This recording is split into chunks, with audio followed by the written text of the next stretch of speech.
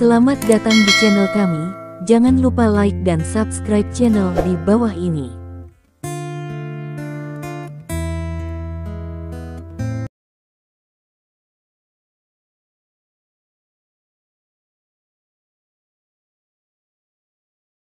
Bab 371. Setelah mendengar ini, wanita paruh baya itu menatap Li Dong. Berpura-pura sedikit malu. Dokter jenius sepertinya sedang dalam suasana hati yang buruk. Petik 2. Apa yang harus saya lakukan? Li Dong bertanya dengan tergesa-gesa. Adik kecil, mari kita coba keberuntungan untuk tahun baru Imlek yang besar ini. Lihat, mari kita berikan amplop merah kepada dokter jenius. Dia menerima amplop merah. Mungkin dia dalam suasana hati yang baik. Anda tidak harus menunggu sepanjang waktu, baik. Lalu menurutmu berapa yang pantas? Li Dong bertanya. Wanita paruh baya itu memikirkannya sebentar, menggertakkan giginya dan berkata, 308, apa maksudmu?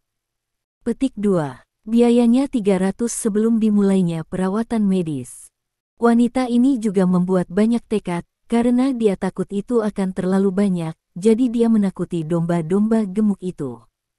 300 terlalu sedikit, kan? Ini menguntungkan, 800. Petik 2. Li Dong tersenyum. Kebetulan ada beberapa amplop merah di sakunya yang tidak dia berikan hari ini. Li Dong mengeluarkan amplop merah, lalu mengeluarkan uang tunai 800 yuan dan memasukkannya ke dalam amplop merah. Melihat tindakan Li Dong, wanita paruh baya itu tiba-tiba tertawa terbahak-bahak. Oke, kamu bisa memikirkannya sendiri. Ini urusanmu sendiri. Jika menurutmu ini menguntungkan, maka biarlah. Petik 2. Ketika dokter jenius melihat amplop merah penuh yang diserahkan Li Dong, suasana hatinya tiba-tiba membaik. Dia meletakkan buku di tangannya, diam-diam meletakkan amplop merah di atas meja ke dalam laci, dan memberi isyarat mengundang ke Li Dong, memberi isyarat padanya untuk duduk di kursi yang berlawanan. Tahun ini, hari pertama tahun baru. Aku tidak berniat keluar untuk menemui dokter. Tapi karena kamu diperkenalkan olehnya, aku tidak bisa terlalu berperasaan. Mari kita bicarakan. Apa yang tidak nyaman? Petik 2. Li Dong melirik wanita paruh baya itu, dan berkata kepada dokter ajaib itu, tapi bukankah kakak perempuan ini mengatakan bahwa kamu sangat baik? Selama kamu mendapatkan denyut nadi, kamu dapat segera mengetahui apa yang salah, maka kamu dapat bantu aku mendapatkan denyut nadi juga. Petik 2. Dokter jenius itu tiba-tiba menjadi sedikit tidak senang. Dia benar, tetapi tidakkah menurutmu itu membuang-buang waktu? Tugas dokter adalah merawat orang sakit dan menyelamatkan orang, dan tugas pasien adalah membantu dokter dalam pekerjaan. Menilai, saya akan dapat meresepkan obat kedokteran secara lebih komprehensif. Petik 2. Jika aku mengatakannya sendiri, itu tidak akan menunjukkan seberapa baik dirimu. Apakah dia berbohong padaku? Li Dong tersenyum. Maksud kamu apa? Psikiater menjadi marah dan menepuk meja. Kamu harus mengerti bahwa kamu datang ke sini untuk meminta saya menemui dokter. Saya tidak mengundang Anda untuk datang. Jika sikap Anda tidak benar, Anda tidak dapat memberi dokter rasa hormat yang pantas Anda dapatkan. Seperti untuk pasien seperti Anda, saya menolak untuk dirawat, Anda bisa pergi. Petik 2. Li Dong mengangguk dan langsung berdiri. Tetapi dia tidak segera pergi, tetapi menatap dokter jenius itu, saya bisa pergi, dan mengembalikan amplop merah saya kepada saya. Petik 2. Amplop merah. Amplop merah macam apa? Dokter jenius itu tampak kosong. Amplop merah yang kamu taruh di laci tadi, aku baru saja memberi 800 yuan. Li Dong mengingatkan. Itu yang kamu berikan padaku. Sekarang uang itu milikku. Jika tidak ada amplop merah, kamu bisa menunggu perlahan. Petik 2. Dokter jenius itu mencibir. Bukannya dia belum pernah bertemu pasien seperti ini, dan dia tidak takut sama sekali.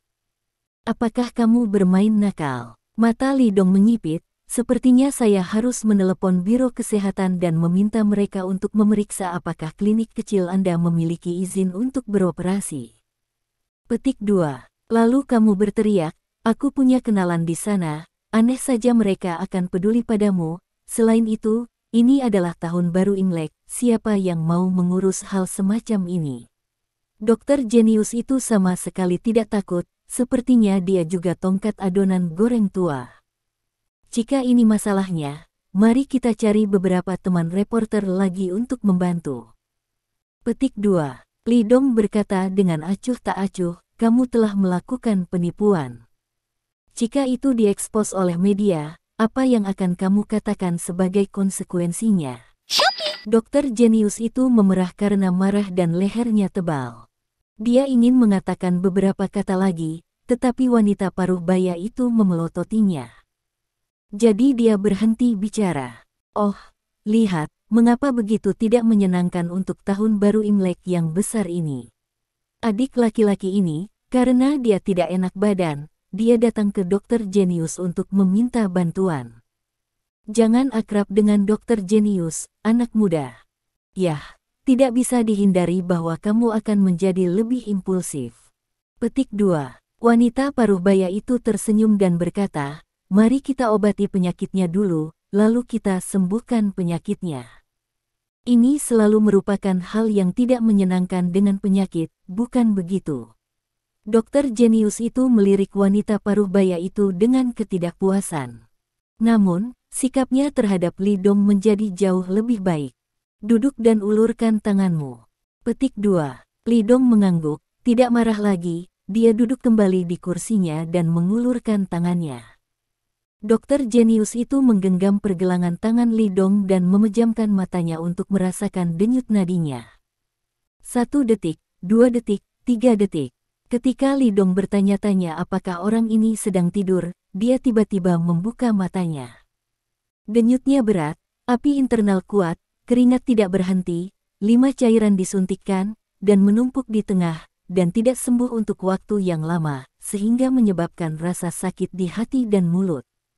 Masalah ini besar atau kecil, tetapi jika tidak ditangani tepat waktu, biarkan berkembang secara alami, konsekuensinya tidak terbayangkan.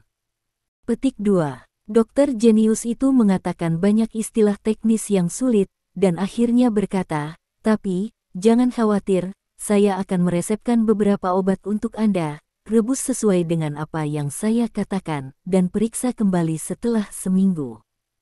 Jika tidak ada masalah, tidak apa-apa. Jika belum pulih, saya akan memeriksa Anda lagi.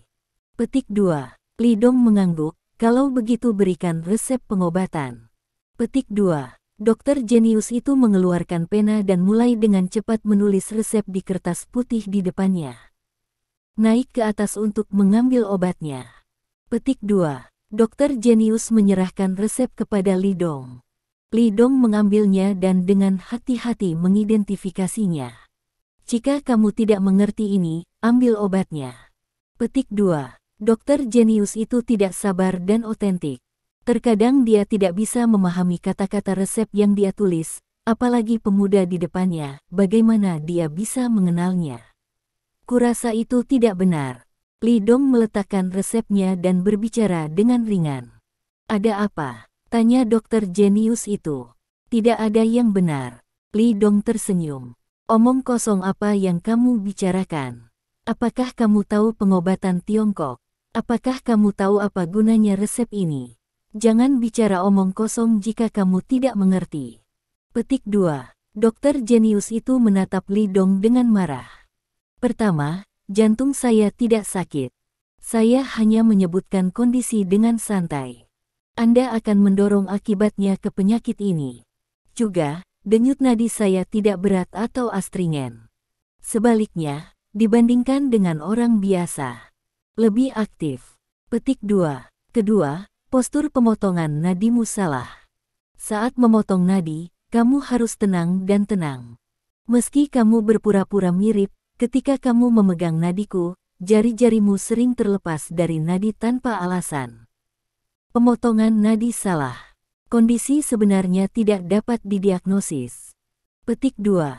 Ketiga, Ada masalah dengan resep Anda. Petik 2. Li Dong berhenti dan menunjuk ke resepnya.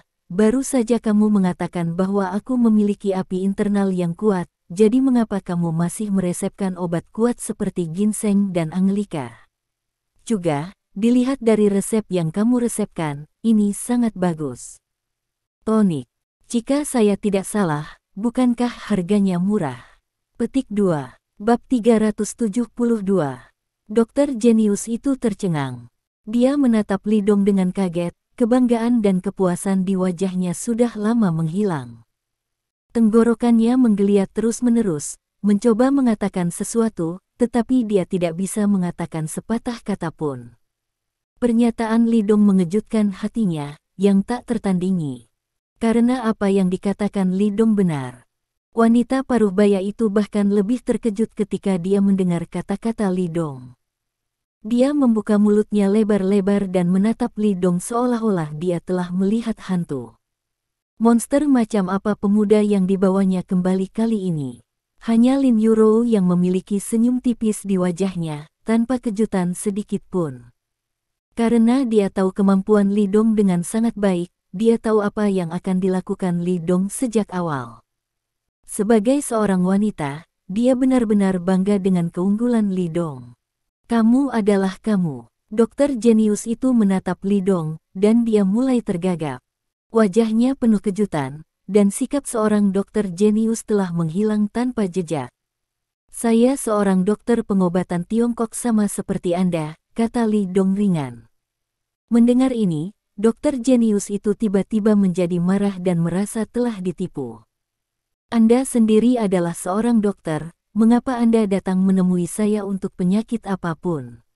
Tapi dia dengan cepat memikirkan konsekuensinya, dan tiba-tiba memasang senyum yang menyenangkan di wajahnya. Dia membuka laci dan mengeluarkan amplop merah. Haha, berkenalan adalah takdir. Saya tidak berharap bahwa mereka yang merayakan tahun baru akan dapat bertemu teman sebaya. Saya tidak dapat mengambil amplop merah ini. Tolong ambil kembali sekarang. Petik 2. Kamu benar-benar tidak berhak menerima amplop merah ini. Petik 2. Li Dong mengambil amplop merah itu, memasukkannya ke dalam sakunya, dan berkata dengan dingin, lagi pula, kamu sama sekali tidak pantas menjadi dokter. Petik 2. Kemarahan melintas di wajah dokter jenius itu. Tapi kemudian, dia kembali ke sanjungannya, kamu juga tahu bahwa pasar saat ini sedang lesu. Kita yang belajar pengobatan Tiongkok hanya bisa memikirkan beberapa cara lain untuk menghidupi keluarga kita. Haha, kalian orang dewasa tidak ingat penjahatnya. Tidakkah kamu pikir kamu belum melihat ini? Dia berkata, seolah memikirkan sesuatu, dia membuka laci lagi. Dia mengeluarkan banyak amplop merah dan memasukkannya ke Li Dong. Ayo, sedikit artinya, tidak ada rasa hormat, kamu harus menerimanya juga. Petik 2. Li Dong melihat amplop merah di tangannya dan berpikir, sepertinya bisnis orang ini cukup bagus untuk tahun baru Imlek. Banyak amplop merah ini mungkin diberikan oleh pasien yang diperkenalkan di sini.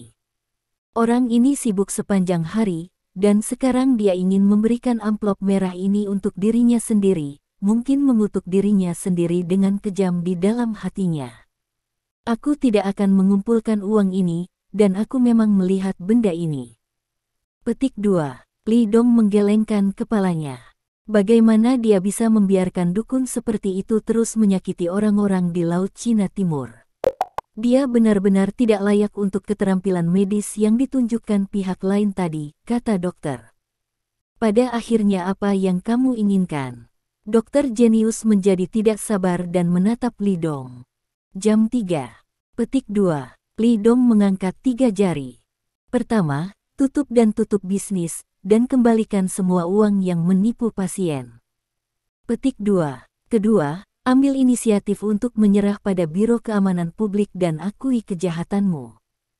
Petik 2. Ketiga, jangan pernah mengatakan bahwa Anda adalah seorang dokter pengobatan Tiongkok, jangan sampai Anda merusak reputasi pengobatan Tiongkok. Petik 2. Setelah mendengarkan Li Dong, dokter jenius itu sangat marah. Kamu pikir kamu siapa? Aku hanya harus mengembalikan uangmu.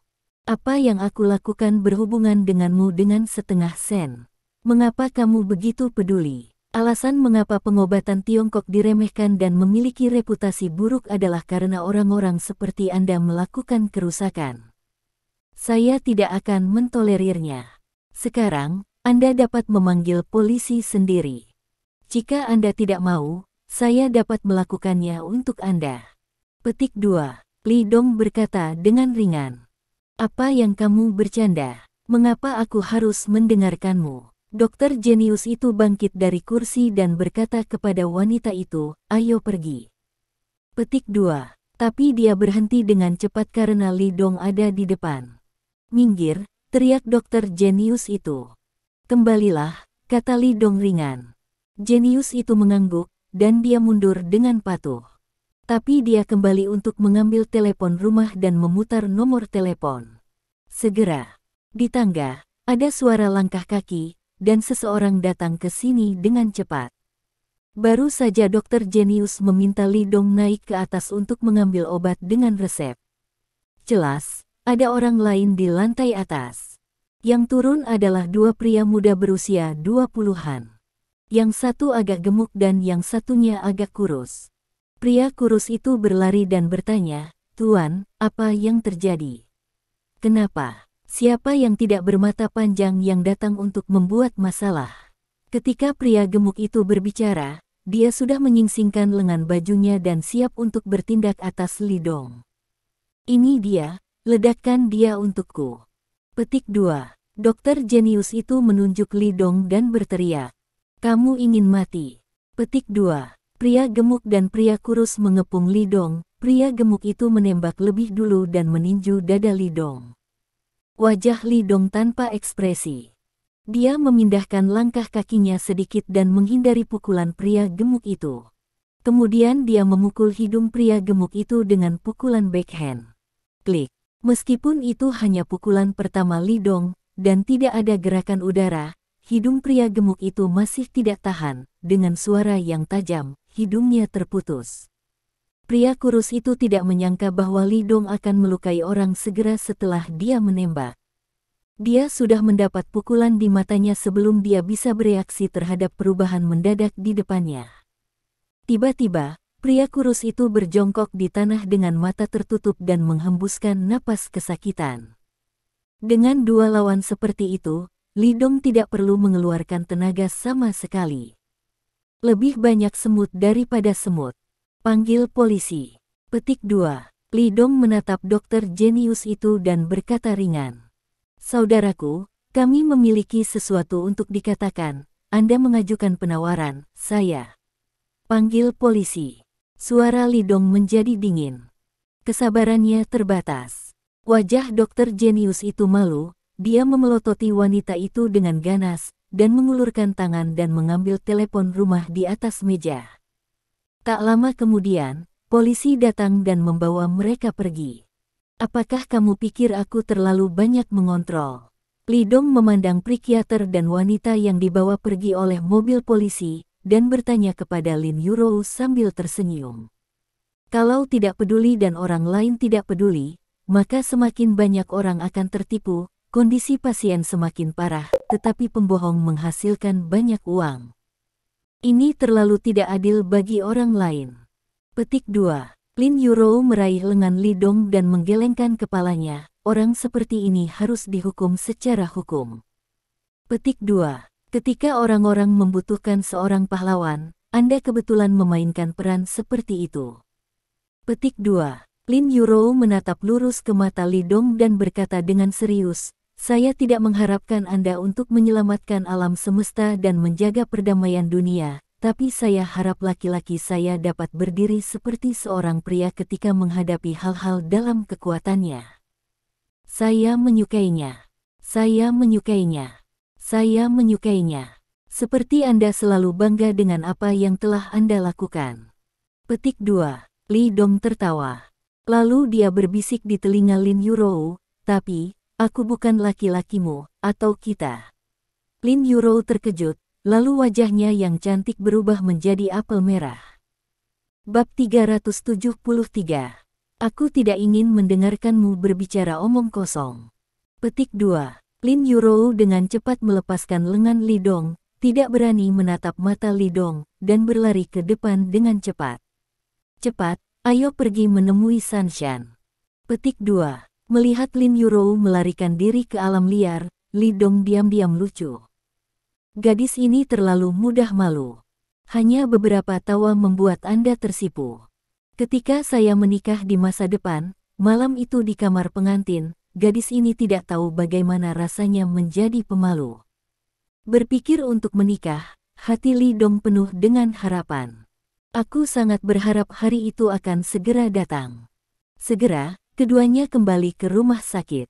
Ketika dia datang ke bangsal tempat pasien ditempatkan, Li Dong berjalan ke bangsal dengan senyum di wajahnya dan menyapa semua orang dengan senyuman. Selamat tahun baru semuanya, kami datang untuk memberi Anda ucapan tahun baru, dan berharap yang terbaik untuk Anda dan pemulihan yang cepat. Petik 2. Lin Yurou mengeluarkan amplop merah yang sudah disiapkan dari tas dan membagikannya satu persatu. Namun, pemandangan menyenangkan yang diharapkan tidak muncul. Sebaliknya, semua orang tampak sedih dan menatap Li Dong dengan cemas. Ada apa? Apa yang terjadi? Li Dong bertanya, merasakan suasana yang aneh. Dokter Li, katakan yang sebenarnya, bukankah penyakit kita belum diselamatkan? Tanya seorang lelaki tua yang terbaring di ranjang rumah sakit. Itu benar, katakan yang sebenarnya, kita semua cukup tua, dan kita siap secara mental. Jika kita tidak bisa menyelamatkannya, beri kami intinya. Kami tidak akan mempermalukanmu. Petik 2. Wanita tua lain buru-buru angkat bicara. Apakah tidak sembuh? Jika ya, jangan sembunyikan dari kami tidak akan menyalahkanmu.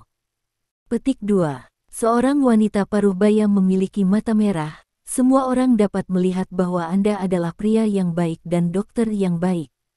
Petik 2. Namun, saya ingin membawa anak saya kembali untuk melihat kakek nenek saya. Setiap kali mereka menelepon, kami menolak untuk membawa anak-anak kembali bekerja. Mereka semua terburu-buru. Saya tidak ingin anak-anak kehilangan kakek nenek mereka untuk liburan. Terakhir kali. Petik 2. Di sebelahnya, terletak seorang anak berusia sekitar 10 tahun. Emosi semua orang tiba-tiba menjadi gelisah. Tanya satu demi satu.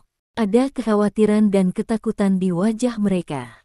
Ada juga frustrasi tak berdaya. Jelas, sesuatu yang penting pasti telah terjadi yang membuat mereka kehilangan kepercayaan dalam perawatan. Sampai mereka selesai mengajukan pertanyaan, Li Dong tersenyum dan menggelengkan kepalanya. Sejak hari pertama kami menemukan Anda, kami telah menganalisis dan memeriksa produk perawatan kesehatan dan darah Anda. Petik 2. Baru kemarin tim ahli kami menemukan zat beracun, dan sekarang kami mulai membudidayakan virusnya. Dengan kata lain, penyakit Anda bisa diselamatkan. Petik 2. Dr. Li, Anda tidak perlu mengucapkan kata-kata baik ini untuk menghibur kami. Petik 2. Apa yang aku katakan itu benar. Li Dong tersenyum pahit. Tapi, kami mendengar bahwa seorang gadis kecil sedang sekarat. Apakah itu benar? Mendengar ini, wajah Li Dong tiba-tiba berubah. Wajah Lin Yurou juga berubah. Apa? Jika seseorang benar-benar mati, semua pasien di sini akan kehilangan kepercayaan. Anggota keluarga pasien yang tidak berdamai pasti akan mengekspos masalah ini. Pada saat itu, tidak ada yang bisa diselamatkan. Keluarga Liu akan dituduh oleh ribuan suami, dan grup Lin juga akan mengalami pukulan reputasi yang mengerikan. Siapa itu? Siapa yang akan mati? Li Dong bertanya dengan cepat. Dia gadis kecil, sepertinya dia dipanggil Li Sanshan. Seseorang menjawab, Li Sanshan. Wajah Lin Yurou menjadi lebih pucat. Dia memiliki kasih sayang khusus untuk gadis kecil itu. Lagi pula, ketika dia mengikuti Li Dong untuk menghubungi pasien itu, Li Sanshan adalah orang pertama yang menghubungi. Pada saat itu, Li Sanshan memiliki dampak psikologis yang besar pada Lin Yurou, yang membuatnya merasa tertekan selama beberapa hari. Wajah Li Dong juga menjadi sangat suram. Semuanya, istirahatlah yang baik, tidak apa-apa. Apa yang saya katakan barusan adalah kebenaran. Anda akan baik-baik saja. Petik 2. Setelah berbicara, dia meraih tangan Lin Yurou dan berjalan menuju kantor dekan. Di koridor, Li Dong bertemu dengan wakil presiden rumah sakit ini. Melihat Li Dong, wakil dekan mengangguk ke arahnya. Kamu di sini tepat, ikut denganku untuk melihat bahwa Li Sanshan, dia tiba-tiba mengalami kesulitan bernapas, dan sekarang dia hanya bisa mengandalkan tabung oksigen untuk membantunya bernafas. Petik 2. Ketika Li Dong mengikuti wakil presiden ke unit perawatan intensif, sekelompok dokter sudah berkumpul di pintu. Ada pengobatan Cina dan Barat, dan mereka semua adalah elit dengan kualifikasi veteran. Keterampilan medis orang-orang ini adalah yang terbaik, dan mereka telah menandatangani kontrak kerahasiaan sebelum mereka dapat berpartisipasi dalam diagnosis dan perawatan pasien kali ini. Alasan menandatangani perjanjian kerahasiaan adalah bahwa mereka secara alami khawatir bahwa mereka akan membocorkan masalah ini. Tentu saja, ketika tugas selesai, mereka semua akan mendapatkan bonus yang cukup besar. Pada saat ini, Li Mingqiang dan Zhang Ping dan istrinya sedang terburu-buru. Mereka berbaring di dinding kaca transparan, memandangi putri mereka yang terbaring di bangsal, diam-diam menyeka air mata. Mereka lebih akrab dengan Li Dong, dan mereka tahu dia lebih mudah diajak bicara. Melihat Li Dong datang, pasangan itu langsung berlutut ke arah Li Dong, dan terus bersujud. Dokter Li, tolong bantu Sanshan. Tolong bantu dia. Li Mingqiang memiliki mata merah. Dokter Qin, tolong, selamatkan putri saya akan membalas Anda bahkan jika saya seekor sapi dan kuda dalam hidup ini, tolong. Hidung dan air mata Zhang Ping bahkan lebih, terlihat sangat mengganggu. Li Dong ingin menarik mereka dari tanah. Namun, kedua pria itu berlutut di tanah, seolah-olah mereka datang bersama, dan Li Dong tidak akan menyelamatkan putri mereka. Terkadang, Li Dong benar-benar lelah dengan cara bersyukur ini. Dia adalah seorang dokter, dan tugasnya adalah mengobati penyakit dan menyelamatkan orang. Jika Anda bersyukur, Anda dapat menggunakan metode lain. Misalnya, minta saja dia makan, dia sangat tidak suka cara berlutut di tanah. Namun, Li Dong juga bisa memahami perasaan mereka. Mereka tidak memiliki lebih banyak sumber daya untuk membalas budi yang telah mereka terima. Mereka hanya bisa mengucapkan kata-kata terima kasih berulang-ulang, membenturkan kepala mereka ke lantai lagi dan lagi. Lin Yurou datang untuk membantu dan menarik pasangan itu dari tanah.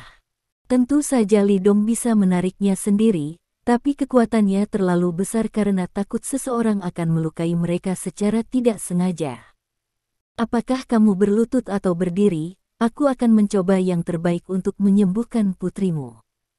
Jika kamu mau mendengarkanku, aku tidak akan menunda omong kosong. Petik 2. Li Dong menatap mereka dengan ekspresi serius di wajahnya.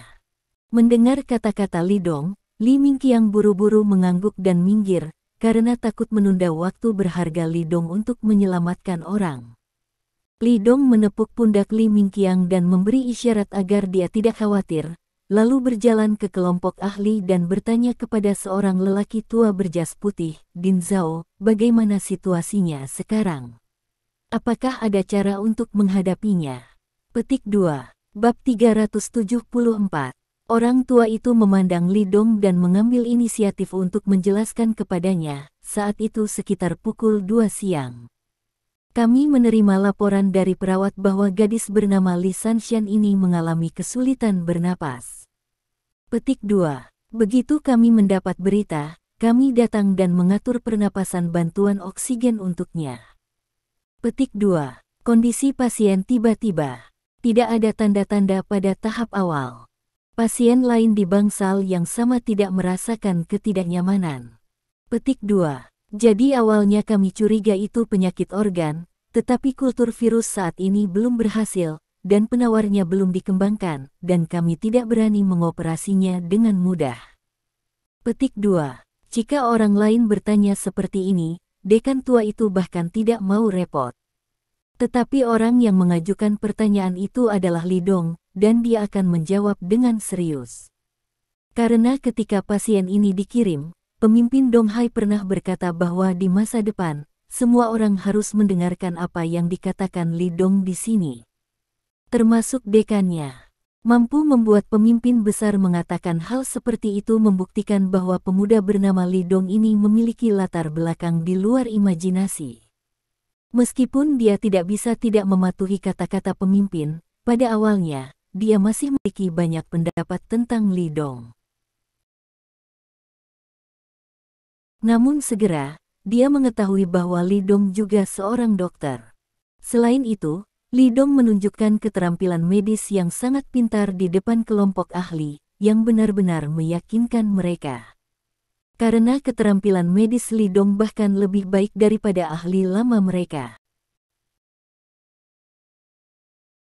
Setelah mendengarkan kata-kata Din Zhao, Li Dong mengangguk. Dia tahu bahwa di antara semua pasien, kondisi Li Sanxian adalah yang paling serius. Karena alasan inilah Lin Yurou sangat mengasihaninya. Pasien lain tidak ada masalah, hanya dia yang mengalami kesulitan bernapas, yang bisa dimengerti jika ditafsirkan oleh para dokter ini sebagai kegagalan organ. Apakah dokter pengobatan Tiongkok pernah memotong nadinya di masa lalu? Li Dong bertanya. Aku baru saja masuk. Petik 2. Seorang dokter tua Cina berkata. Panjang dan mengambang, kejahatan menang, fase nadi pendek dan cepat, dan fisik tidak stabil. Petik 2. Apa kesimpulanmu? Saya pikir itu mungkin terlalu dalam.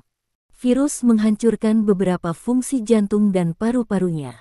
Sekarang dia tidak bisa menggunakannya secara normal.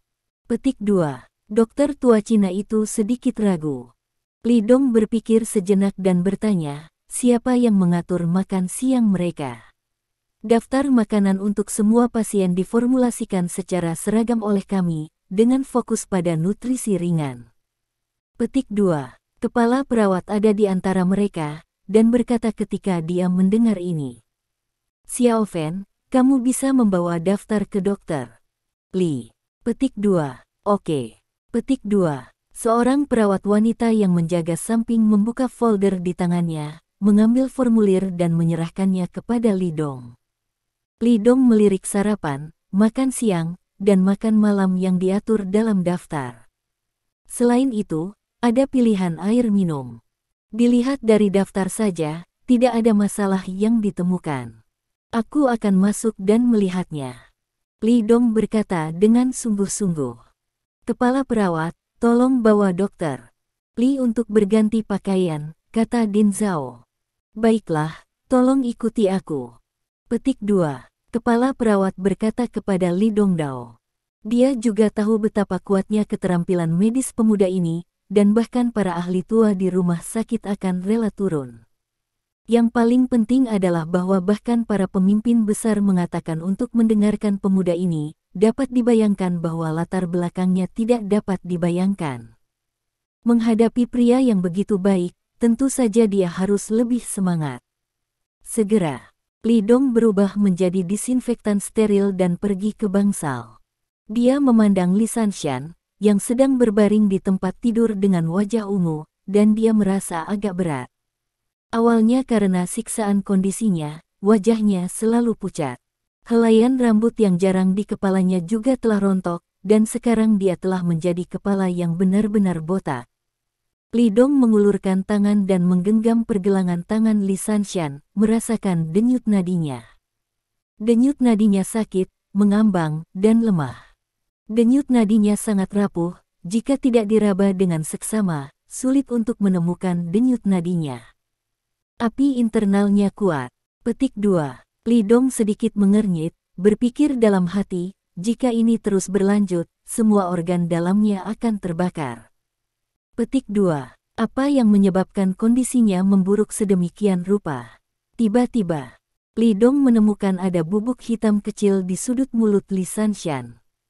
Benda ini terlalu kecil, dan pada pandangan pertama, saya pikir itu adalah tahi lalat kecil jika saya tidak mengetahuinya. Tapi Li Dong ingat bahwa Li Sanshan tidak memiliki tahi lalat di sudut mulutnya. Dia mengulurkan tangan dan menyentuhnya, dan bedak itu mengenai tangannya. Li Dong melihat ke depan matanya, lalu meletakkannya di depan hidungnya dan menciumnya. Ada aroma bubuk hitam halus. Seolah memikirkan sesuatu, Li Dong berjalan cepat menuju pintu. Melihat dia keluar, semua orang di pintu berkumpul. Bagaimana? Din Zhao bertanya dengan cepat. Dia tahu bahwa keterampilan medis Li Dong sangat bagus. Bahkan kelompok ahli di ibu kota provinsi telah memanggilnya untuk menyebut Li Dong, dan dia sangat menghormati pemuda ini. Karena itu, dia masih sangat percaya diri pada Li Dong. Selain makanan di daftar, siapa yang sudah makan hal lain untuk Li Sanshan? Li Dong bertanya. Li Mingqiang dan Zhang Ping saling memandang, dan wajah mereka penuh penyesalan. Zhang Ping bertanya dengan cemas, "Dokter Li, apakah ini mempengaruhi anak itu?"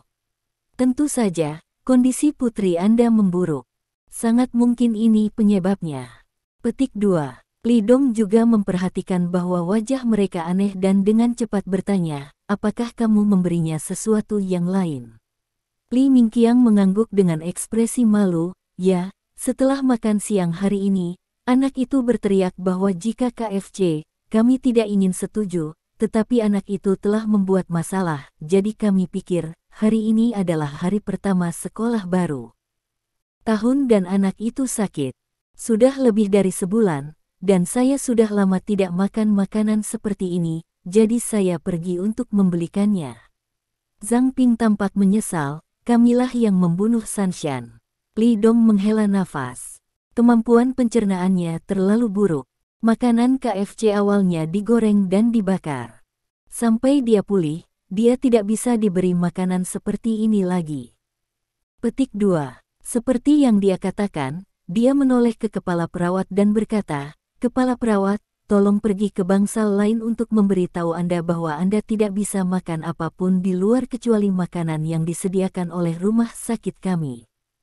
Jika tidak, akan ada kecelakaan dan kamu akan bertanggung jawab atas konsekuensinya." Beritahu mereka mengapa Li Sanshan semakin buruk. Petik 2. "Oke, aku pergi sekarang." Petik 2. Kepala perawat setuju dan pergi dengan cepat. Tidak meminta dekan apakah akan melakukan ini. Karena kepala perawat tahu betul bahwa Li Dong benar melakukan ini. Dapat secara efektif mencegah kecelakaan seperti itu terjadi lagi. "Li Dong, apakah kamu punya cara?" tanya Din Zhao. "Ya, yang terpenting sekarang adalah menurunkan apinya terlebih dahulu." Li Dong berkata dengan sungguh-sungguh. "Oke, apakah Anda membutuhkan bantuan kami?" tanya Din Zhao. "Beri aku sekotak jarum perak." Petik 2. Li Dong mengangguk, "Cari perawat lain untuk ikut denganku untuk membantu." Petik 2. Segera, Li Dong memasuki bangsal lagi. Bab 375. Dia memijat sendi pergelangan tangan Li Sanshan dengan menekan dengan jarinya. Setelah beberapa menit, efeknya keluar. Li Sanshan yang telah memejamkan mata, tiba-tiba memiliki keinginan yang kuat untuk muntah. Tenggorokannya menggeliat hebat, dan kelopak matanya juga bergerak, seolah-olah dia akan membuka matanya. Setelah melihat ini, Li Dong berkata kepada perawat, "Ayo, Anda bisa membantunya berdiri." Petik 2. Perawat itu tahu, dan membantu tubuh Li Sanshan berdiri dan membiarkannya duduk di samping tempat tidur. Akupresur Li Dong tidak berhenti, dan tangannya yang lain mengeluarkan tempat sampah di bawah tempat tidur dan menyisihkannya untuk persiapan. Beberapa menit lagi berlalu. Di bawah rangsangan jari-jari Li Dong, perut penuh Li Sanshan menjadi semakin kuat, dan akhirnya sulit untuk mengendalikannya. Wow, tubuhnya yang kurus bergegas ke depan dan muntah. Li Dong dengan cepat meletakkan tempat sampah di bawah mulutnya dan menangkap muntahannya. Setelah dia selesai muntah, Li Dong berhenti menekan jarinya dan meletakkan tempat sampah. "Oke, biarkan dia berbaring dan bantu dia membersihkan mulutnya." Petik 2. Perawat cantik itu sudah sangat mengagumi Li Dong. Sorot matanya penuh dengan bintang-bintang kecil. Untuk perintah Li Dong, dia mengeksekusinya tanpa ragu-ragu. Li Dong mengeluarkan jarum perak yang sudah disiapkan, memilih yang panjang, dan mulai mensterilkannya dengan alkohol. Selama jarum ajaib Tai digunakan untuk membantu Li Sanshan menurunkan suhu tubuhnya, hidupnya akan diselamatkan sementara. 10 menit kemudian, Li Dong keluar dari bangsal. Melihat dia keluar, semua orang dalam kelompok ahli, termasuk Din Zhao, menatap mata Li Dong, penuh kekaguman dan rasa hormat dari hati. Keterampilan medis Li Dong benar-benar meyakinkan mereka semua. Li Dong, bagaimana? Din Zhao menyambutnya dan bertanya. Lin Yuro juga berjalan, mengeluarkan sapu tangan dari sakunya, dan dengan hati-hati menyeka keringat di dahi Li Dong. Dokter Li, bagaimana kabar Sanshan? Apakah ada yang salah? Li Mingqiang dan istrinya berjalan mendekat dan bertanya dengan cemas. Li Dong menggelengkan kepalanya. Tidak apa-apa. Saya memuntahkan semua yang saya makan di siang hari. Mungkin dia sedikit lemah sekarang. Tolong jangan ganggu dia. Saya akan meminta perawat untuk memberinya sedikit larutan nutrisi. Petik 2. Oke, kami semua mendengarkanmu, dan kami tidak berani memberinya makan dengan santai lagi. Petik 2. Li Mingqiang mengangguk berulang kali. Kalau begitu ayo pergi dulu. Lin Yujudo. Dia tampak sedikit lelah dan tertekan ketika dia melihat Li Dong. Ketika Li Dong pergi, para ahli memuji satu demi satu. Dokter Li terlalu bagus. Dia memiliki keterampilan medis seperti itu di usia muda. Seiring waktu, dia harus menjadi tangan suci negara. Petik 2. Ya, begitu banyak dari kita telah belajar di sekitar Sanshan untuk waktu yang lama. Mengapa dia melihat bahwa itu adalah masalah makanan ketika dia masuk, mengapa kita tidak melihatnya? Seorang master sejati, terutama keterampilan akupunturnya, apakah Anda melihat seberapa baik dia menggunakan jarumnya sekarang? Cepat dan kejam, dengan sikap yang tepat.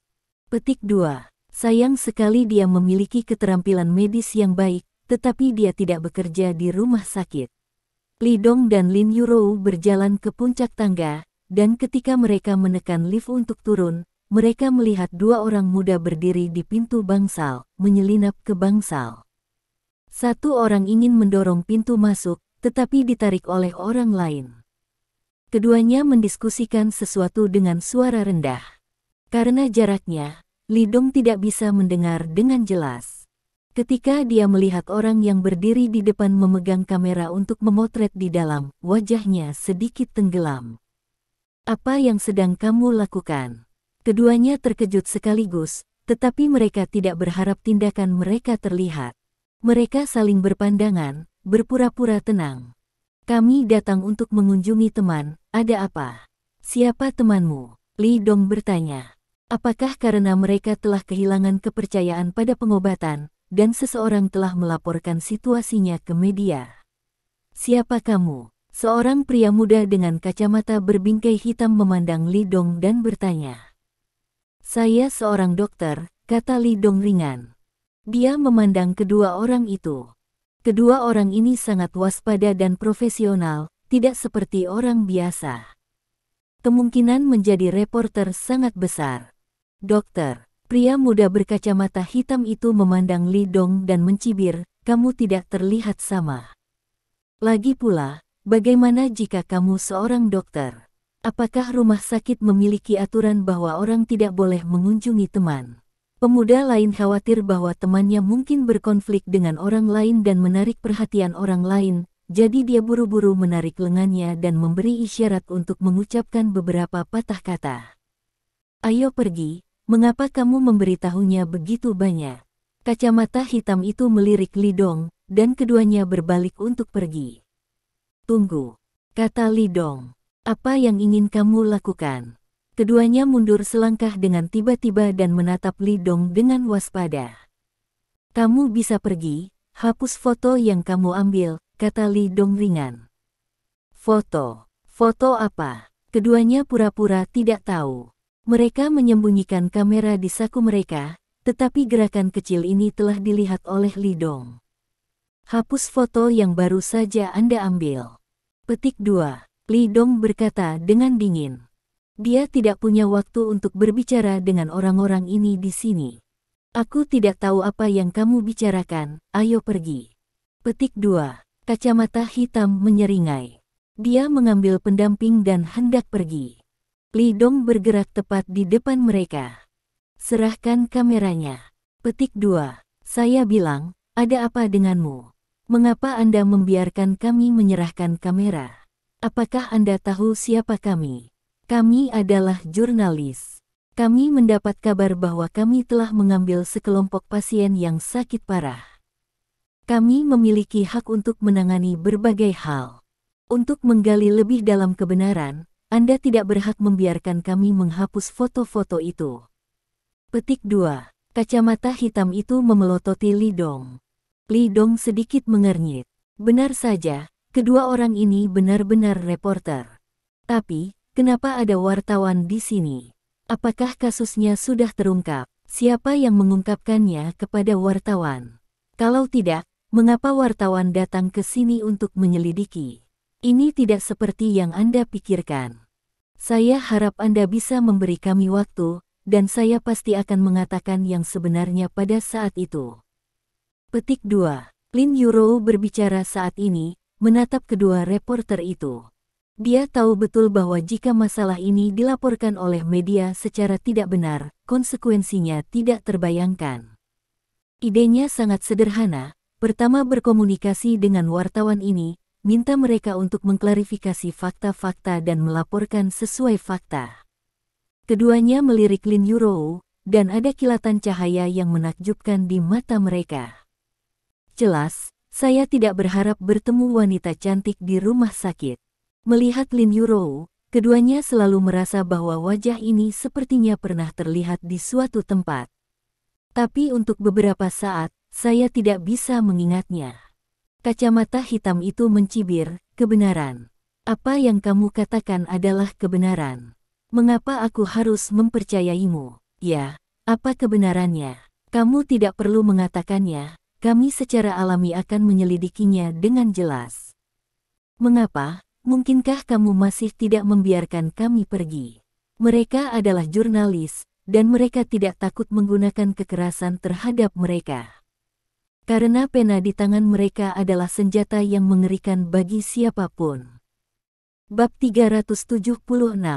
Bukannya kami tidak akan membiarkanmu pergi, kami hanya ingin mengobrol denganmu. Petik 2. Lin Yuro tersenyum dan berkata, jika Anda memiliki keraguan, silakan bertanya sebanyak mungkin. Kami pasti akan dapat memberi Anda jawaban yang paling dapat diandalkan. Petik 2. Maaf, kami tidak punya waktu. Petik 2. Untuk undangan Lin Yuro, keduanya menolak tanpa ragu-ragu. Kacamata hitam menatap Lin Yuro dan Li Dong dengan dingin. Jika kamu tidak berani menahan kami, menyingkirlah dan jangan menghalangi kami. Petik 2. Temperamennya cukup agresif. Saya ingin meminta Anda untuk melaporkan setelah Anda memahami kebenaran masalah ini. Pena bisa membunuh orang, dan Anda tahu pengaruh opini publik. Lin Yuro mengerutkan kening. Ketika Lin Yuro memuji industri mereka, wajah kedua reporter itu penuh dengan kebanggaan. Terutama Lin Yuro sangat cantik, sehingga kesombongan mereka sangat terpuaskan. Mereka saling melirik, menatap Lin Yuro dan bertanya, siapa kamu? Saya Lin Yuro, dan saya dapat dianggap sebagai salah satu orang yang bertanggung jawab atas insiden ini. Jika Anda memiliki pertanyaan, Anda dapat mengajukan pertanyaan kepada saya, kata Lin Yuro dengan sungguh-sungguh. Lin Yuro, nama ini terdengar familiar. Pikiran ini datang kedua wartawan, tetapi mereka tidak memikirkannya. Kami tahu, Anda menyerahkannya kepada kami akan menemukan Anda ketika kami punya waktu. Kacamata hitam judo untuk Lin Yu. Tentu saja Lin Yuro tidak setuju mereka pergi. Maklum, banyak berita media yang tidak bermoral, demi penjualan, mengejar ekonomi bola mata secara membabi buta, hal-hal apa saja yang bisa ditulis. Bahkan dengan sengaja memutarbalikkan fakta, keluar dari konteks, dan melaporkan fakta yang salah kepada publik. Adapun kebenaran, wartawan yang tidak bermoral itu tidak peduli sama sekali. Mereka hanya membutuhkan lalu lintas. Adapun apa yang dipikirkan orang itu dan kerugian apa yang akan mereka dapatkan, itu tidak ada hubungannya dengan mereka. Lin Yuro tahu bahwa jika mereka pergi, diperkirakan masalah ini akan menjadi berita utama besok. Yah, kamu punya syarat, bagaimana kamu bisa menghapus foto itu? Lin Yuro bertanya. Meskipun dia tidak menyetujui metode menyuap media, dia tidak ingin keluarga Liu dan grup Lin terciprat oleh media. Terutama grup Lin, jika itu dipengaruhi oleh reputasi, inilah yang benar-benar tidak ingin dilihat Lin Yuro. Grup Lin bukan milik Linnya, juga bukan milik Li Dong. Sekarang milik Lin dari semua karyawan. Karyawan yang tak terhitung jumlahnya bekerja keras setiap hari, dan kerja keras dari banyak orang telah memungkinkan grup Lin berkembang hingga saat ini. Bagaimana bisa dihancurkan oleh Xiao Xiao? Kacamata hitam itu terkejut, berapa harga yang bisa Anda tawarkan? Dia berpikir sejenak, lalu menggelengkan kepalanya, lupakan saja, aku tidak bisa membicarakan apapun denganmu. Jika kami ingin berbicara, kami tidak akan berbicara denganmu. Petik 2. Minggir, kita harus pergi, kalau tidak, jangan salahkan tulisanku yang kejam dan ungkapkan semua ini. Pada saat itu, kamu menyesal akan terlambat. Petik 2. Wajah Lin Yuro sedikit berubah. Alis Li Dong juga mengerutkan kening. Dia juga mendukung ketenangan pikiran, jadi Lin Yuro dibujuk dengan ramah. Selama semua orang tetap bijaksana dan memecahkan masalah, semua orang akan senang. Tapi saya tidak berharap pihak lain begitu tidak tertarik. Apakah mereka benar-benar berpikir bahwa membunuh seseorang dengan pena tidak bertanggung jawab? Apakah kamu mengancam? Li Dong bertanya. Jika menurutmu begitu, maka memang begitu. Petik 2. Kacamata hitam mencibir, apakah kamu masih berani memaksa kami untuk tinggal? Kamu benar. Petik 2. Li Dong mengangguk dan meledak seperti kilat. Dia mengalungkan kacamata hitam di lehernya, lalu mengeluarkan kamera kecil dari sakunya dan membantingnya ke dinding. Ledakan. Kamera langsung hancur. Bab 377. Li Dong berbalik dan berkata kepada staf keamanan rumah sakit yang bergegas masuk, bawa mereka ke kantor dekan, dan saya akan memberitahu mereka apa yang sebenarnya. Petik 2. Siapa kamu? Penjaga keamanan bertanya dengan tatapan bingung. Din Zhao mengenal Li Dong, tetapi penjaga keamanan tidak. Sekarang, orang ini sebenarnya memerintahkan mereka, di mana mereka meletakkan wajah mereka. Jangan kasar, dia adalah Dr. Li. Petik 2. Din Zhao bergegas mendekat dan berkata dengan tajam. Dekan. Melihat Din Zhao datang, kedua satpam itu tidak berani ragu sedikit pun. Satu orang langsung menangkap satu dan menahan dua wartawan. Di lorong yang aman di kejauhan, sesosok berdiri dengan tenang dalam kegelapan. Dia berdiri di sana, tidak pernah menjulurkan kepalanya, bahkan Li Dong tidak menyadarinya. Dia menunggu sampai suara di lorong benar-benar menghilang, dan setelah beberapa saat, dia menjulurkan kepalanya dan melihatnya. Kemudian pergi dengan tergesa-gesa, datang tanpa jejak, pergi tanpa jejak, tanpa meninggalkan jejak. Kantor direktur. Saya ingin tahu, bagaimana Anda tahu tentang pasien-pasien ini, dan siapa yang menyampaikan berita itu kepada Anda? Li Dong memandang kedua reporter itu dan bertanya. Maaf, tidak ada komentar. Petik 2. Kacamata hitam berkata dengan wajah dingin. Tetapi begitu dia mengatakan ini, dia khawatir itu akan membuat Li Dong marah, karena takut dia akan memukul seseorang, dan kemudian menjelaskan, sebenarnya, kami tidak tahu, tetapi kami baru saja menerima panggilan anonim yang menyampaikan berita itu. Siapa pihak lain itu? Tidak tahu. Petik 2. Li Dong mengangguk. Dia tahu tidak mungkin bagi kedua reporter ini untuk memberitahunya siapa yang menyampaikan berita itu. Bahkan, dia tidak ingin kedua reporter itu menjual whistleblower di belakang layar. Jika ini masalahnya, Siapa yang berani menyampaikan berita ke media di masa depan? Inilah sikap dan tanggung jawab yang harus dimiliki insan media terhadap pelapor dan juga perlindungan terhadap pelapor. Ini adalah prinsipnya, dan Li Dong tidak ingin menghancurkannya. Oke, kamu tidak perlu menjawab pertanyaan ini. Petik 2. Li Dong mengangguk. Saya tidak tahu bagaimana orang yang menyampaikan berita itu memberitahu Anda asal-usul pasien ini, tetapi saya dapat memberitahu Anda seluk-beluk masalah ini. Petik 2. Selain itu, saya memiliki banyak bukti untuk menunjukkan bahwa apa yang saya katakan adalah kebenaran. Petik 2. Kedua wartawan itu tidak berbicara, hanya menatapnya. Dapat dilihat dari wajah mereka bahwa mereka memiliki banyak pendapat tentang Li Dong.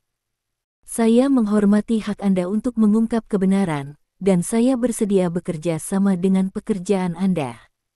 Saya tidak bermaksud menyinggung.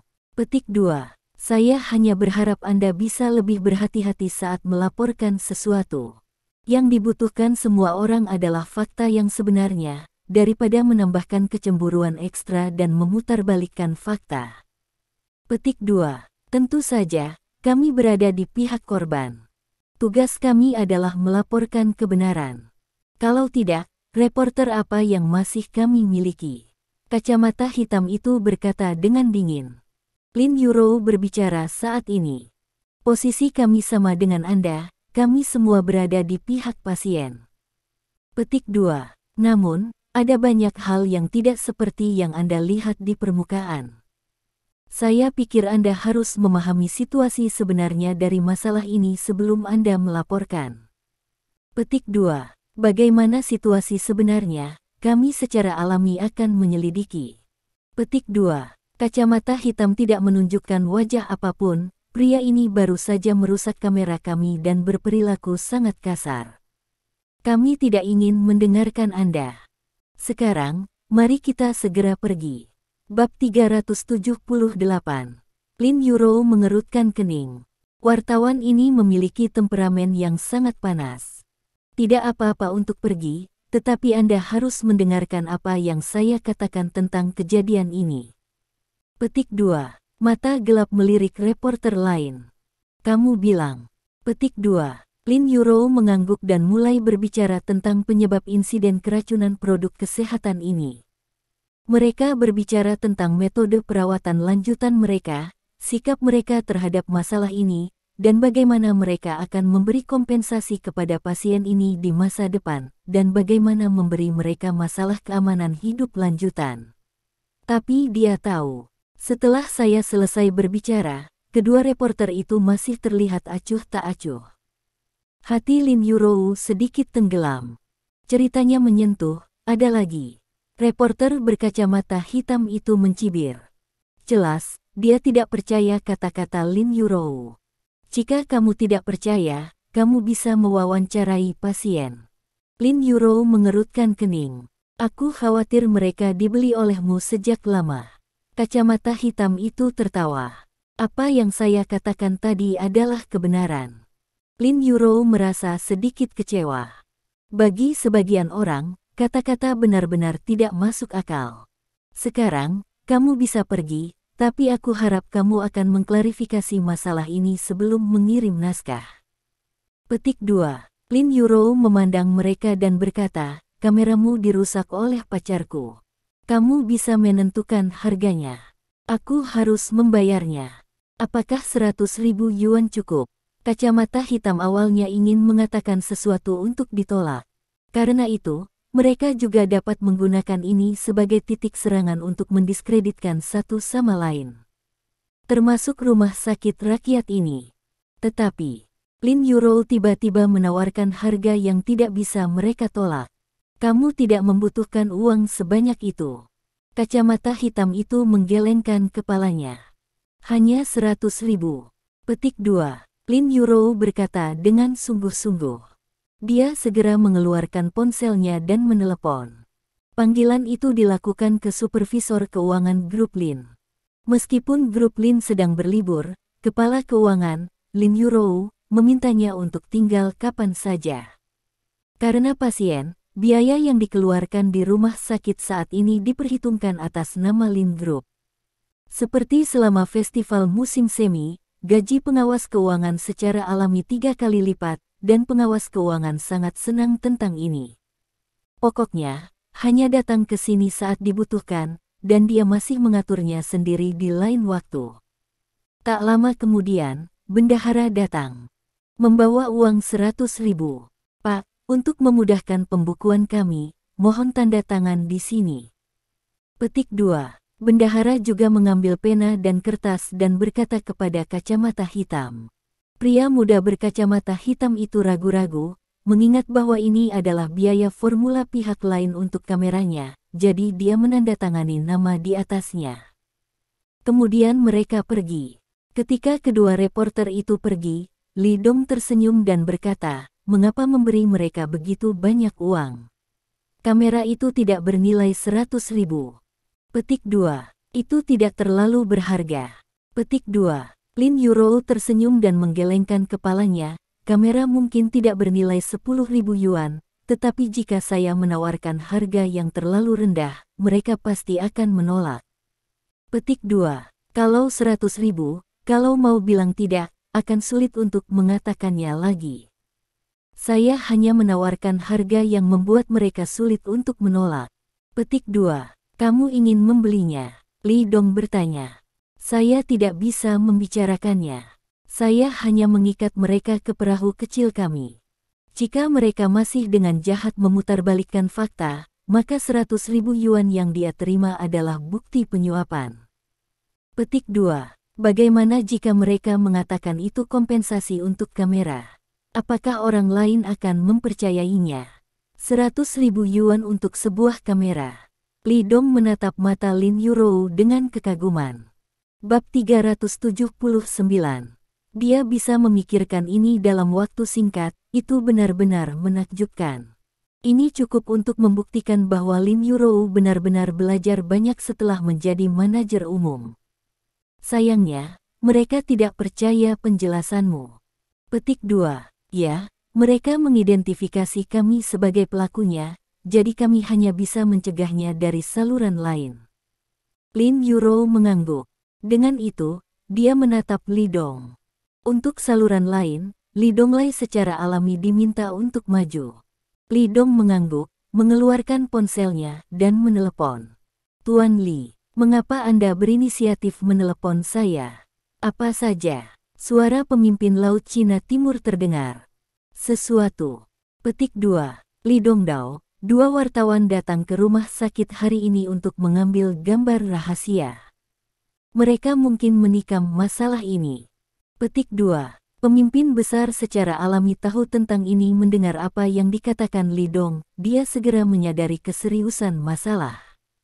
Emosinya selalu baik, tetapi setelah mendengar ini, dia tidak bisa menahan diri untuk tidak mengutuk.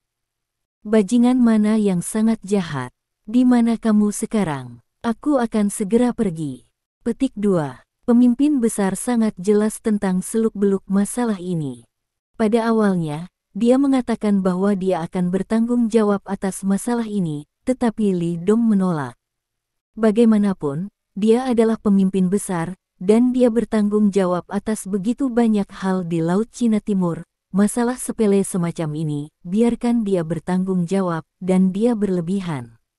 Lupakan saja, kamu tidak perlu datang untuk yang merayakan tahun baru. Silakan tinggal bersama istri dan anak-anakmu di rumah. Petik 2. Li Dong menggelengkan kepalanya, kamu hanya perlu menyapa pihak-pihak yang relevan untukku. Penawar untuk pasien itu harus segera dikembangkan, dan itu akan baik-baik saja saat itu. Petik 2. Tuan Li, apa yang Anda katakan, mengapa Anda sopan kepada saya? Pemimpin besar itu tersenyum dan berkata, jangan khawatir, selama saya tetap di posisi ini selama 1 hari, masalah ini tidak akan muncul di media. Petik 2. Li Dong tahu bahwa dia tidak mengacaukan ini. Lagi pula, para pemimpin Laut Cina Timur, selama 1 kalimat, seluruh media Laut Cina Timur tidak akan berani membuat kesalahan. Kecuali jika Anda tidak ingin mencampur adukkannya. Masalah ini akan ditekan sementara. Namun, hal-hal tidak berjalan semulus yang diharapkan. Memang, dengan pidato para pemimpin besar, media-media di Laut Cina Timur itu, memang tidak ada yang berani melakukan kesalahan. Namun, di forum internet, berita tentang keracunan produk perawatan kesehatan muncul. Hal pertama yang muncul adalah di sebuah forum di sebuah kabupaten di Donghai. Postingan tersebut memperkenalkan latar belakang keluarga Liu, memperkenalkan hubungan antara grup Lin dan keluarga Liu, dan juga memperkenalkan sejarah insiden keracunan. Dalam artikel tersebut, perusahaan produk pro kesehatan dikritik karena bisnis berhati hitam. Itu juga dengan tegas menjelaskan hubungan antara perwakilan hukum perusahaan produk kesehatan Qinhe dan Lin Yurou, manajer umum Lin Group. Akhirnya, saya menambahkan kalimat di akhir posting. Tolong bantu saya untuk mengisi posting ini dan meneruskannya, sehingga lebih banyak orang dapat melihat perusahaan seperti apa produk kesehatan Qinhe, dan memberitahu lebih banyak orang tentang peran apa yang dimainkan Lin Group di belakang. Besok, 10.000 orang akan memposting-posting dan 10.000 orang akan memposting ulang, dan saya akan mempublikasikan foto-foto para korban. Petik 2. Akibatnya, posting ini diposting ulang oleh forum lain untuk sementara waktu. Segera itu meledak di internet. Untuk sementara waktu, ada banyak omelan, dan banyak penonton datang untuk bersumpah dan menyerang. Beberapa orang mengikuti ritme dan mulai menyerang grup Lin. Tiba-tiba, keluarga Liu dan kelompok Lin menjadi tikus yang menyeberang jalan. Bab 380. Dini hari berikutnya. Lin Yurou bangun pagi-pagi, tetapi setelah dia selesai mencuci, dia tidak segera turun. Sebaliknya, mereka berbaring di tempat tidur pertemuan lagi dan mengangkat telepon untuk menjelajahi internet. Segera, sepotong berita menarik perhatiannya. Melihat kata-kata keracunan perawatan kesehatan dalam judulnya, hati Lin Yurou melonjak. Reaksi pertamanya adalah berteriak buruk. Setelah dia selesai membaca berita ini, wajahnya berubah drastis. Dia segera bangkit dari tempat tidur dan berlari ke bawah dengan sandal. Pada saat ini Liu Jing sedang membuat sarapan di dapur, dan ketika dia mendengar langkah kaki Lin Yurou, dia menjulurkan kepalanya keluar dari dapur. Bangun, pergi dan duduk sebentar, sarapan akan segera siap. Petik 2. Lin Yurou tidak punya waktu untuk menanggapi Liu Jing, dia langsung mengetuk pintu Lidong. Pada saat ini, Lidong juga bangun. Setelah dia selesai mencuci, dia mendengar ketukan di pintu dan membuka pintu. Dia melihat Lin Yurou tampak tidak normal dan bertanya, "Ada apa?" "Lidong, hal besar itu tidak baik." Petik 2. Lin Yurou berkata dengan cemas, para wartawan itu masih mengungkap masalah ini. Petik 2. Reaksi pertama Lidong tidak mungkin. Bagaimanapun, pemimpin besar kemarin berjanji tidak akan ada media yang berani melakukan kesalahan.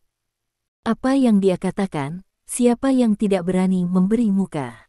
Media mana yang mengeksposnya? Lidong bertanya, apakah kedua reporter kemarin? Tidak. Petik 2. Lin Yurou menggelengkan kepalanya, itu tidak diterbitkan di surat kabar, tetapi di internet, sebuah forum di kota kabupaten pecah. Sekarang berita ini telah menyebar ke situs web utama, dan juga menjadi berita utama di beberapa situs web yang lebih berpengaruh. Di Tiongkok. Petik 2. Wajah Lidong tenggelam. Dia tidak menyangka hal terburuk akan terjadi.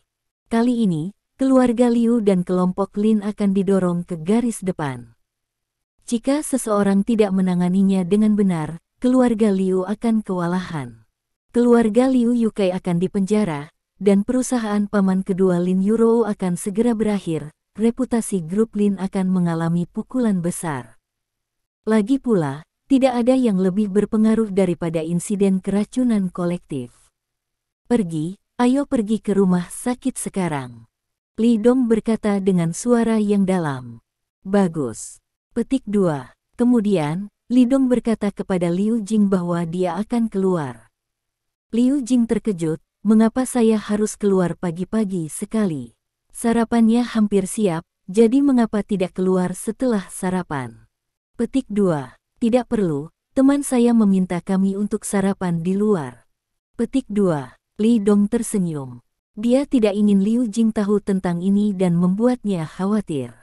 Kemudian, keduanya keluar, Li Dong mengantar Lin Yurou langsung ke rumah sakit. Ketika dia akan tiba di rumah sakit, Li Dong memanggil pemimpin itu lagi. Saat ini, dia tidak peduli apakah dia akan mengganggu mimpi pemimpin besar. Namun, pemimpin besar bangun lebih awal saat ini. Setelah menerima telepon Li Dong, suaranya nyaring dan keras. "Tuan Li, mengapa Anda menelepon saya sepagi ini? Ada apa?" "Sesuatu terjadi," itu terungkap. Li Dongdao.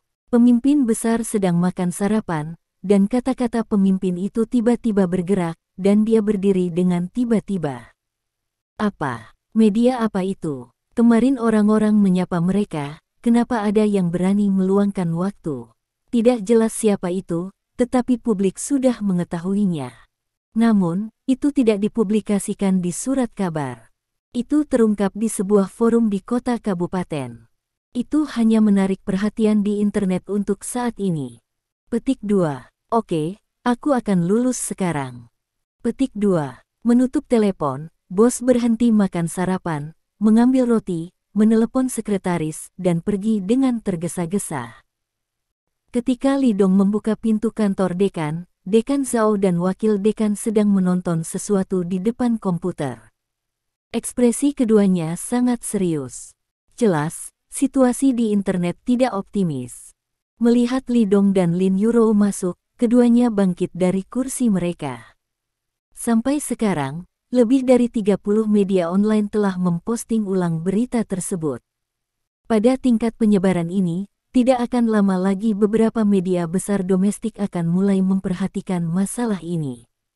Petik 2. Din Zhao berkata dengan sungguh-sungguh.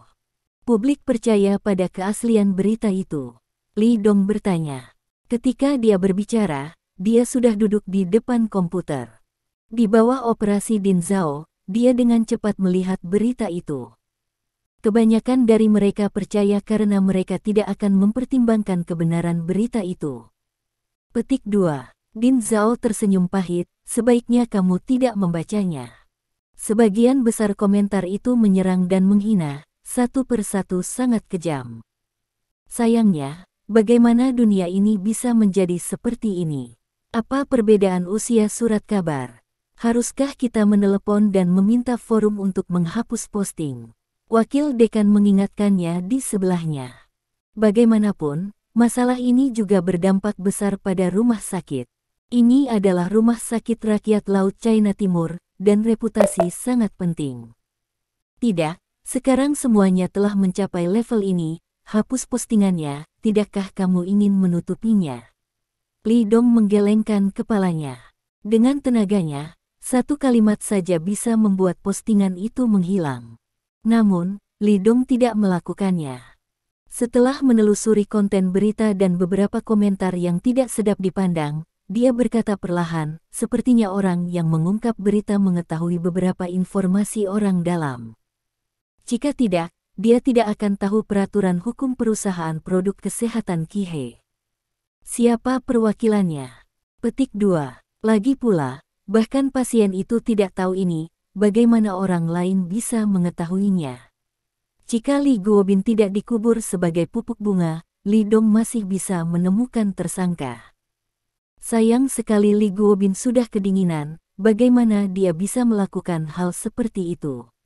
Tampaknya di balik kejadian ini, masih ada sepasang mata yang menatap semua ini. Orang itu, seperti kobra yang bersembunyi di kegelapan, akan mati jika dia tidak bergerak. Beberapa orang berdiskusi sebentar, dan pemimpin akhirnya tiba. Dia bergegas mendekat dengan kasar, diikuti oleh sekretarisnya. Melihat pemimpin besar datang, dekan dan wakil dekan buru-buru berdiri dan memberi hormat, dan Lin Yurou juga menyapa dengan hormat, hanya Li Dong yang duduk di sana. Dalam kapasitasnya, para pemimpin besar masih perlu berinisiatif menyambutnya. Saya menelepon dan bertanya kapan saya datang, itu bukan sesuatu yang diekspos oleh agensi media Donghai kami. Petik 2. Pemimpin itu tampak kesal dan berkata, "Kemarin saya berjanji berulang kali bahwa insiden ini tidak akan pernah bocor, tetapi saya tidak menyangka ada yang tidak beres dengan internet. Saya benar-benar terlalu ceroboh." Petik 2. Kamu tidak bisa disalahkan untuk ini. Petik 2. Li Dong melambaikan tangannya, bahkan jika tidak ada kecelakaan di jaringan, mereka dapat memikirkan cara lain. Petik 2. Ngomong-ngomong, apa nama forum itu? Sekarang saya biarkan seseorang menghapus posting itu, kata pemimpin itu sambil mengeluarkan ponselnya. Tidak dibutuhkan. Petik 2. Li Dong menggelengkan kepalanya dan berkata dengan suara yang dalam, "Saya pikir lebih baik untuk menghentikan masalah ini daripada menjadi jarang. Karena masalah ini telah menyebar, menghapus pos hanya akan memiliki efek kontraproduktif. Lebih baik mengambil inisiatif untuk membuat informasi publik dan biarkan kami memberitahu publik tentang kebenaran masalah ini.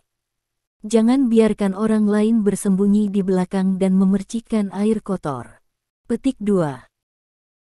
Terima kasih. Sampai jumpa di bab selanjutnya.